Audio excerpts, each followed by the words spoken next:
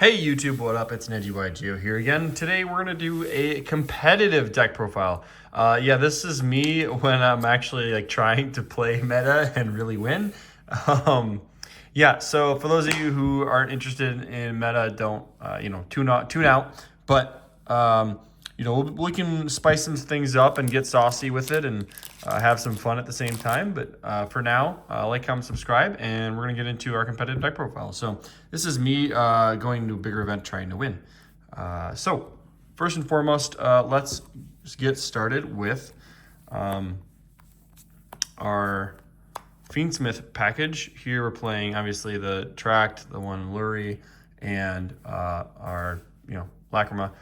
Pretty standard. I think playing 2 Tract is it's an option, but I've decided to throw Sanct in here. I think Sanct is at low key really good right now. Sanct is the sauce because if your opponent, like if your first action with Engraver is search Sanct and they drill you, you can still full combo through it, which is nice.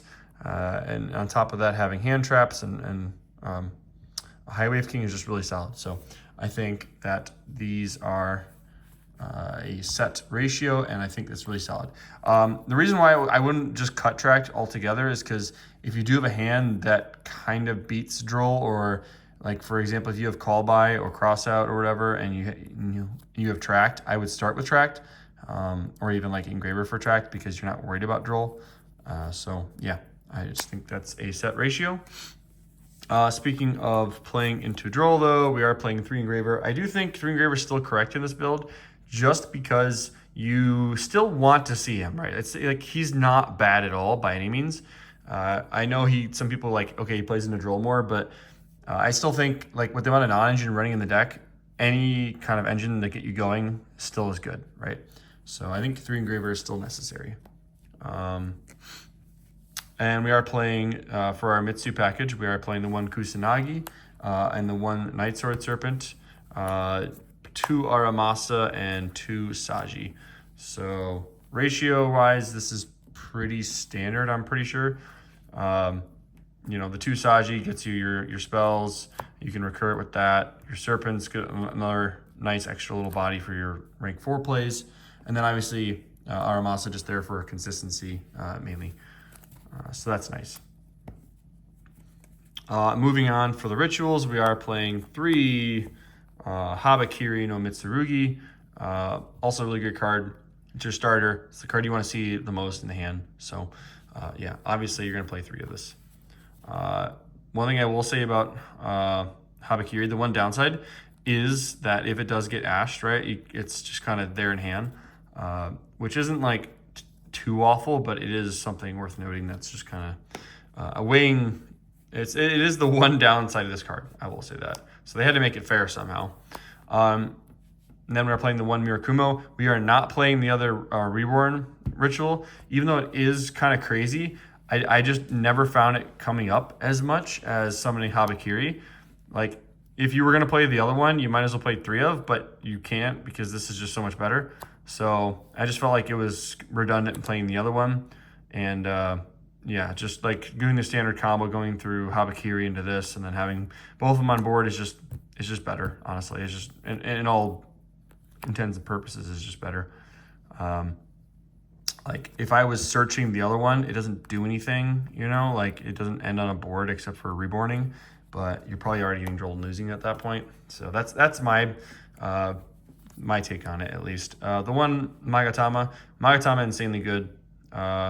Might even bump it up to 2, considering it, and then just playing like 2 ritual instead of 3 ritual. But yeah, Magatama, insane. Really good card. And then we are playing 3 of the ritual, trying to show off the rarity here for you guys. Yeah, 3 ritual, insane card, right? It's the new brand infusion, as I like to call it. So yeah, ritual card, go crazy. And then 3 prayers. 3 prayers. Prayers might be the best card in the deck. It's just insane, right? It's a reborn. You don't have to declare what effect you're using. It's just really insane. Definitely hit that if you have a Bell, for sure. And then the 1 tactics for when you get punished for cards like Bell, naturally. And then getting onto our hand trap lineup, we're playing 2 Bell. I do still like Bell as 2. I think Bell's really good in the sense that it can hit everything, right? So I think you have the room for it. Bell's very good. However, unfortunately, it's not making the cut in a lot of decks because they're just better cards generically. But I do still think this is a very good card if you can afford to fit it in your deck.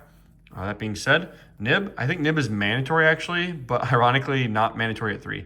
I think 2 is perfect. And I'm sure everyone knows why, because 2, you don't want to see double. Double feels kind of weird because normally your opponent can just beat you the next turn under 4 summons most of the time. But double's still good because it's high enough ratio where you might still see it often enough. So yeah, Nib's solid. And then we are playing 3 Fua. Naturally, to be competitive, you have to be playing at least some of the Pirellias. So 3 Fua is mandatory. Droll, kind of awkward paired with Fua, but you know, there's ways to use it. You know, on res, you go Chainlink 1 Fua, and if they don't have anything in response to Fua because you like to draw more, then you Droll. Then you Droll if they do call by it or cross out or whatever. But if they don't, you just resolve your Fua. So, but Droll's still insane, right? Especially in the mirror and everything else. So this list is at 41, by the way. And then 3 Ash, Blossom, Joy Spring. Still a crazy card. You need it to counter the mulch armies, right? And then last but not least, obviously Pirellia. Pirellia is still another one of those mulch armies that's just insane, right? So you are playing 6. You are playing 6 mulch armies in this deck because you need to keep up with decks going second. Even though this deck is one of the best decks in the format, if not the best, you do need to make sure you're not losing turn 0. So that is the deck profile for the main deck. Now let's get into the extra deck. Extra deck is relatively standard, nothing too spicy. We got the Moon, we got Requiem, we got Sequence, we got Agnum Day. That's your link lineup for Fiendsmith, and then we did throw IP in there, 1 Dynamondo and 1 SP. So like Dynamondo, I found usually don't need to go into a ton of times, but like in a neutral game state, he really does help, especially if you have a body plus Mirakumo, like on a Droll or something. You make Dynamondo and you can still get the board wipe effect with Dino and a removal too, so that's nice. It's kind of like a SP for ritual decks. And then IP obviously also insane. If you make IP into Dynamondo or something along those lines, right, you can like IP link off with the Mirakumo into Dynamondo and then Dynamondo effect, right? So like if you have Mirakumo on board, you have a this can't be popped. You have a removal plus board wipe plus negate. So like 3 interruptions with 2 cards, kind of insane. And then the Synchro, funny card. This card cannot be outed by, it literally cannot be outed except by Imperm, by Mitsurugi Raziel. Like if you make this with a light and dark, can't be outed. 2 darks though, kind of tough. But like if you just don't activate any card effects, activate like in response to your opponent, I don't think, or sorry, you need to make it with 2 lights in order to make it unaffected, right? But the 2 darks is kind of tough. But if you make it with 2 lights, you're sitting pretty, all right? Like Engraver plus that, it's kind of hard to get over Chaos Angel. So yeah, 2 lights is kind of hard to get over. They gotta think. And obviously the 1 Engraver, we got a QCR, and the 1 Necrocrypt. Have yet to get my Starlight, so we're working on that. But yeah, cool. Desiree, the 1 Gallic Granite, the 1 King of the Feral Imps, the 1 of the Caesar QCR, right? And then these 2. Caesar, I think, honestly, best card in the extra deck right now. Caesar's broken. He's kind of like your makeshift Impulse. And then Granite, searching your Nib. Feral Imps, Bridge into, your Habakiri if you can't get to it. Typhon, kind of your last ditch effort going second. And then Exton to bridge in your Fiendsmith stuff. So, yeah, overall, just a fun deck to play, honestly, for like a meta deck. And I can't wait to play this at larger events. So yeah, thanks for tuning in, guys. That's the deck profile. So hope you guys liked it, and follow for more. Like, comment, subscribe. Good stuff.